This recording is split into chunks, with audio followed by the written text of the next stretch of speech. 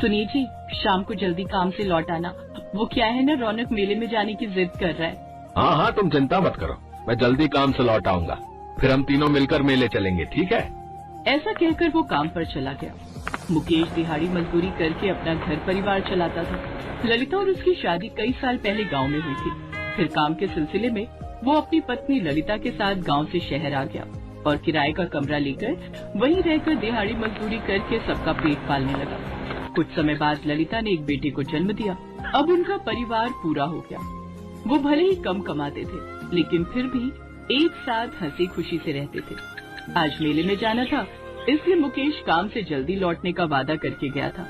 ललिता और रौनक चौखट पर बैठकर टकटकी लगाए उसके लौटने की राह देख रहे थे। तभी मुकेश की फैक्ट्री के कुछ लोग मुकेश की लाश लेकर वहां आए। मुकेश की लाश देखकर ललिता के पांव तले जमीन खिसक गई। ये आपको क्या हो गया जी? उठिए ना, उठिए।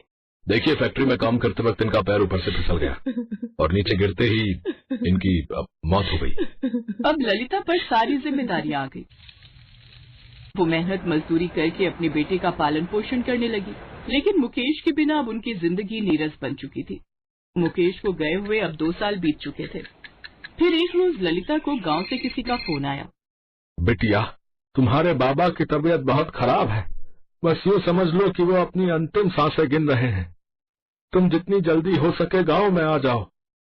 ललिता ने जल्दी से 2 जोड़ी कपड़े बैग में भरे और अपने बेटे के साथ रेलवे स्टेशन पहुंच गई। माँ, हम ट्रेन से जाएंगे? हाँ बेटा, इस टाइम गांव जाने के लिए कोई बस नहीं मिलेगी, इसीलिए ट्रेन से जाना पड़ेगा। अच्छा सुनो माँ, कुछ खाने को है क्या? बहुत भूख लग रही है। ललिता के घर से रेलवे स्टेशन की दूरी बहुत ज्यादा थी और पैदल चलते चलते रौनक को बहुत तेज भूख लग गई थी। ललिता ने अपनी पोटली खोली तो उसमें 2 सूखी रोटी रखी थी और साथ में एक प्याज था। सूखी रोटी देखकर रौनक का मुंह बन गया, लेकिन वो भी जानता था कि उसकी माँ ललिता और वो बहुत तेजी में स्टेशन के लिए निकले थे। रौनक ने चुपचाप रोटी और प्याज खाया और ललिता की गोद में ही सो गया। फिर थोड़ी देर बाद लखनऊ है। उठ रौनक, देख ट्रेन आ गई। चल बेटा, जल्दी उठ जा। अरे वाह, कितने दिन बाद आज हम ट्रेन में जाएंगे।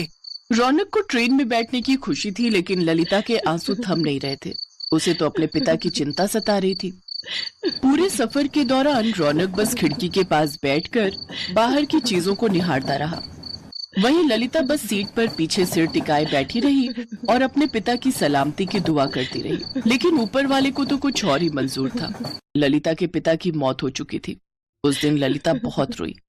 पिता का अंतिम संस्कार कर ललिता रौनक को लेकर वहां से चली आई। पिता के गम में वो ये बात भूल ही गई थी कि उसके साथ छोटा बच्चा भी है और रास्ते में। माँ, भूख लगी है। रौनक की बात सुनकर ललिता को होश आया। उसके पास रौनक को देने के लिए कुछ नहीं था। तभी वहाँ एक भेलपुरी वाला आया। भेलपुरी खा लो, 20 रुपए में। एक भेलपुरी से 2 लोगों का पेट भरे। ऐसी भेलपुरी खाइए।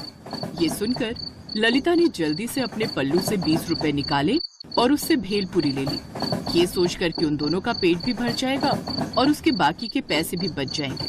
कई घंटों के सफर के बाद ललिता और रौनक अपने स्टेशन पहुंच गए। वहां पहुंचते ही रौनक रोने लगा। ललिता समझ गई कि अब रौनक से भूख बर्दाश्त नहीं हो रही है। माँ, पेट में बहुत तेज दर्द हो रहा है और 3 बार उल्टी भी हो चुकी है। ये सब सुनकर ललिता को समझते देर नहीं लगी कि ये सब उस भेलपुरी की वजह से हुआ है। इतना कहते ही रौनक बेहोश हो गया। ललिता फौरन उसे डॉक्टर के पास लेकर पहुंची तो डॉक्टर ने उसे बताया कि रौनक को फूड पॉइजनिंग हुई है।